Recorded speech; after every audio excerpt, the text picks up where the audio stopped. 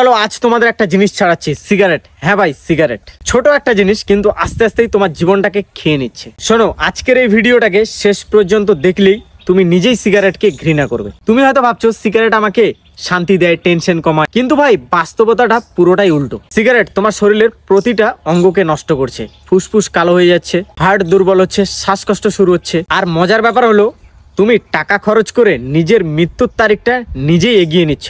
এটা কি বোকামি না ভাই? এখন প্রশ্ন হলো, সিগারেট ছাড়া যায় কিভাবে?